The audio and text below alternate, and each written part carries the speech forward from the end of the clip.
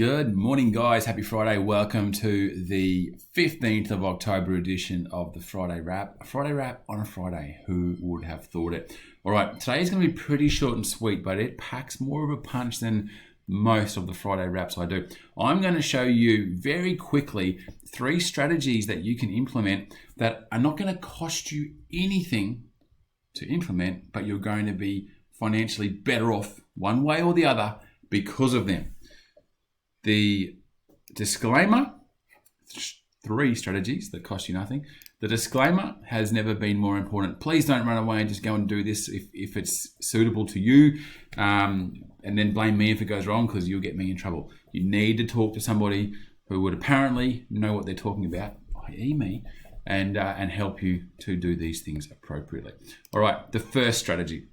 One we've gone through in depth before, the transition to retirement strategy. If you're over age 65 if you're over age 60 and under 65 and still working, you can salary sacrifice into super while pulling an income stream from your super, and you save money in personal tax. Let's have a look at an example. No TTR.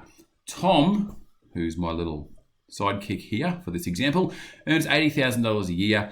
Salary of 80, tax payable 16, after-tax income $63,000. Let me move that out of the way. After he's got some good advice, still earns $80,000 a year, decides to salary sacrifice $25,000 a year into super because of the way his situation is. He can do that. Now that gets deducted from that. $55,000 is his net salary. Tax on $55,000 is $8,187, not $6,987. He draws a $16,200 pension from his super to replace this $25,000 less the tax. So he still receives $63,013, but he saved $8,800 of personal tax. So he's utilized a strategy which has ended him in the same end position, but there's been a benefit to him along the way. I'm not going to go into the details of all these. I just want to show you examples of what the strategies are about.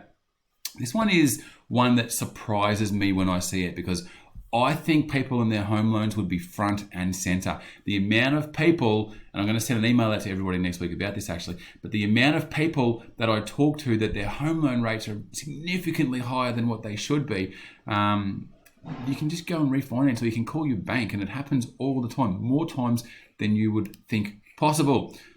$300,000 loan, 3%, total interest over the term of the loan, $76,000, years to repay, 15.69. Simply ring up your bank and say, I spoke to my financial advisor and he's trying to get me to go to his finance broker to refinance. And the bank, more often than not, my own brother-in-law, when we did this about 18 months ago, rings me and goes, I've just saved $5,439, I think was the exact amount, on interest every year because I just rang the bank and they reduced the rate. They are looking after their own back pocket and their own shareholders. They don't give 2 hoots about you. I'm sorry, but I'm telling it how it is.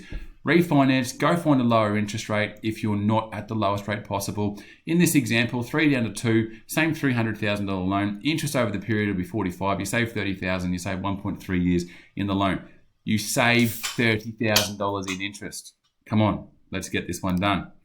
What about this other one? Happens all the time as well. People do the right things and they go and get their life and TPD insurance, but they pay for it personally. You don't get a tax deduction when you pay for life and TPD personally, but your super fund can get a tax deduction and does get a tax deduction. So outside of super, you pay $3,000 a year, no tax deduction, cost is $3,000. If you put it inside of super, the super fund pays $3,000, it gets a tax deduction at 15%, $450. The net cost is $2,500. So you've just put it in a better place and you've saved yourself $450. Now you might go, but hang on a minute, Jace, I want my super to grow. I don't want my super to be taken or eaten by the insurance premiums.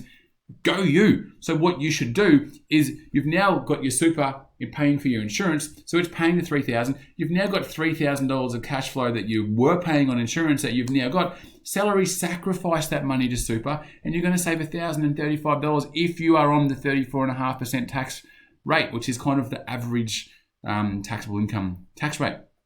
So, guys, short and sweet, still going to be 5 minutes, but my point is, there are things that you can do which will cost you nothing and you will be better off for it. So I don't know what you want to do with that, but just knowing that may be of some help. There's a few of the strategies that is possible. I'm going to leave it there. Have a great Friday. Have a great weekend. I'll talk to you next week.